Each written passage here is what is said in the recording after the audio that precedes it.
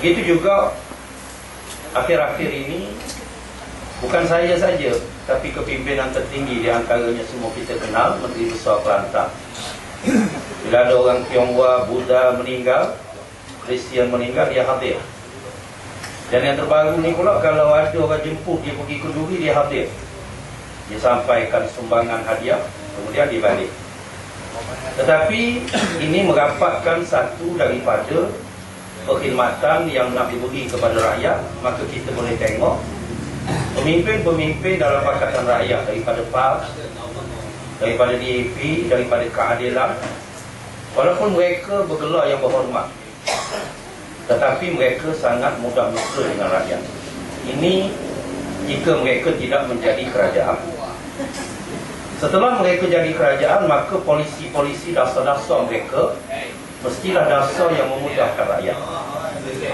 Hari ini rumutan di Dungun, cukai pintu mahal. Hari ini yang naik 200% pun ada. Malam saya singgah ada satu kedai, dulu dia kena RM20, sekarang 200. Boleh kita bayang, yang sini mungkin 400, ada kena 1,200. Jadi Dewan bersidang 8 dan 9 Ogos di antaranya kita akan kemukakan soalan apa kriteria yang dibuat oleh pihak majlis berkuasa tempatan, khususnya kalau kita bincang di Dungun, di Majlis Perbandaran Dungun, kriteria kenaikan harga taksiran cukai pintu. Mengapa kita bincang benda ini? Sebab ianya melibatkan rakyat. Lepas tu kita janji kerajaan yang kalau dibentuk oleh Pakatan Rakyat di Terengganu, pimpinan PAS, di peringkat pusat, akan ada gabungan jalinannya. Yang pertama janji kita ialah kerajaan yang telus, kerajaan yang beraccountability, good governance.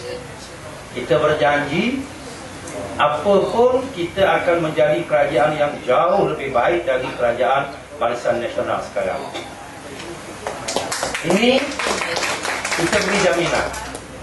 Sebabnya ialah kerana rakyat yang memilih kita. Rakyat inginkan perkhidmatan.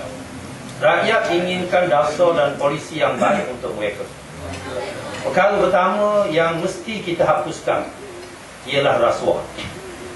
Kerana rasuah lah yang menyebabkan ekonomi Malaysia berada dalam keadaan yang ada sekarang. Umpamanya, pembinaan Istana Negara yang baru dijanjikan pada harga 400 juta, tetapi siap naik 800 juta, dan mungkin akan ada lagi harga tambahan, maka akan menjadi 1 bilion. Siapa yang tanggung semua ini? Kebocoran, ketirisan yang berlaku di dalamnya? Rakyat. Dan apa yang kita makan malam ni, semuanya kita bayar cukai kepada kerajaan. Kerana sales tax dari barang-barang adalah dibayar kepada pihak custom. Custom akan hantar balik menjadi keuangan negara. Muncullah GST, Goods and Services Tax ini ditarik balik. Tidak dilaksanakan pada pertengahan tahun 2011. Kalau tidak, kita akan mengalami kenaikan harga barang yang lebih dahsyat. Sebab itu, kita bukan hidup untuk kita saja. Kita kena fikir anak kita, cucu kita yang juga jadi rakyat Malaysia.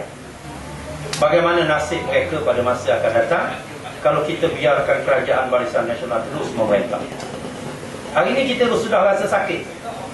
Tentulah di masa yang akan datang kita akan tinggalkan anak cucu kita yang jadi rakyat Malaysia, dari kalangan bangsa Cina ke Melayu ke India ke Iban, Kadazan dan lain-lain. Mereka akan lebih sakit daripada kita pada hari ini. Jadi saya minta, selamatkan Malaysia, selamatkan Terengganu. Kita tukar kerajaan dan kita pastikan Pakatan Rakyat mengambil alih tampuk pemerintahan pusat di peringkat Parlimen. Undi Parlimen kita beri kepada Pakatan Rakyat, kepada parti yang bertanding mewakili Pakatan Rakyat, kepada calon yang bertanding mewakili Pakatan Rakyat. Di peringkat negeri pun begitu juga.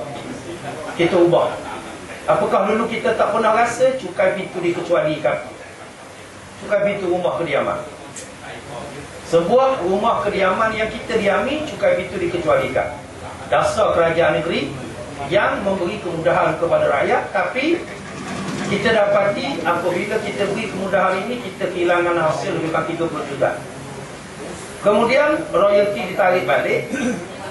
Bagaimana kerajaan putuskan supaya kita terus dapat beri kepada rakyat dalam masa pemerintahan barisan alternatif pada waktu itu, walaupun kehilangan 30 juta, adakah kita nak ambil balik cukai pintu pada waktu itu walaupun royalti dinafikan? Kita bincang dalam mesyuarat, kita putus apa yang telah kita beri kepada rakyat, pengecualian cukai pintu kita tak ambil balik, walaupun kita akan mengalami kekalangan sedikit kerana tidak ada kutipan cukai pintu. Tetapi yang penting rakyat boleh rasa sebahagian daripada dasar yang baik yang kita laksanakan. Jadi saya minta dalam pertemuan ini, ingatlah pilihan raya umum ke-13 yang akan datang, kita ada 2 kuasa undi. Kuasa undi Don Paker, kuasa parlimen, undi parlimen, memilih ahli parlimen. Kedua-dua ni saya minta, saya seru saudara beri kepada Pakatan Rakyat.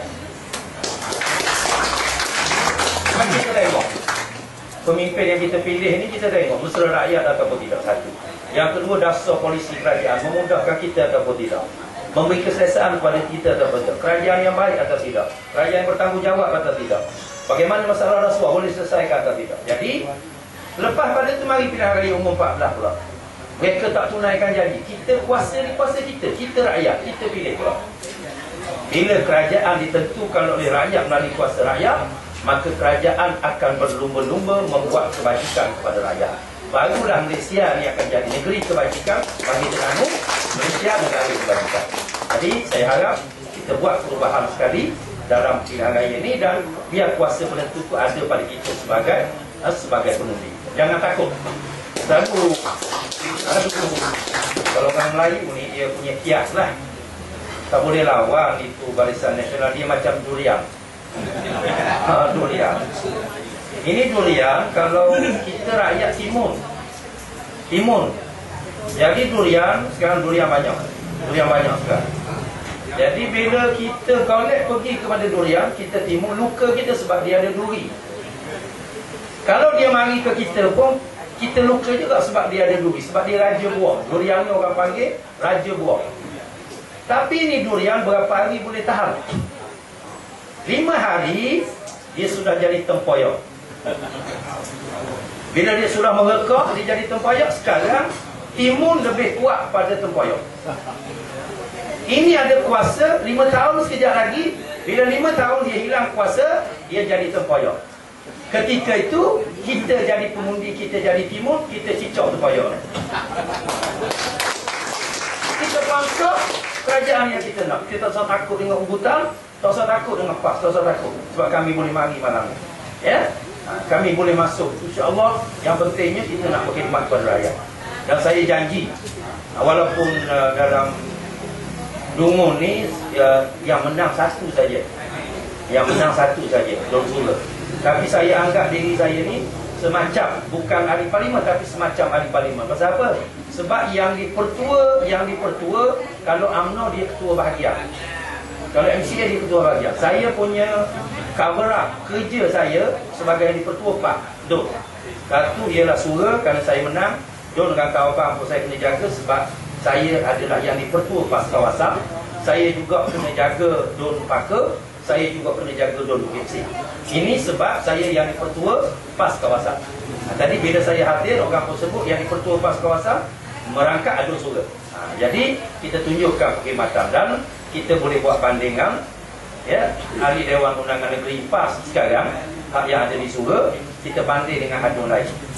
Pertama, boleh tengok rumah saya macam mana.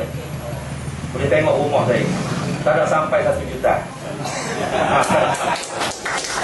Kalau rumah Ustaz Saiful, kita tengok rumah Ustaz Saiful, itu surau di tempat dia duduk. Itu masjid dia duduk situ. Dia tak ada rumah. Tapi kita berkhidmat untuk rakyat. Ya, apa-apa pun kita. Kalau kita ada lagi banyak, kita nak beri sumbangan kepada rakyat biar lagi senang. Jadi tak usah takut, kita buat perubahan pilihan raya umum 13. Boleh? Terima kasih. Selamat.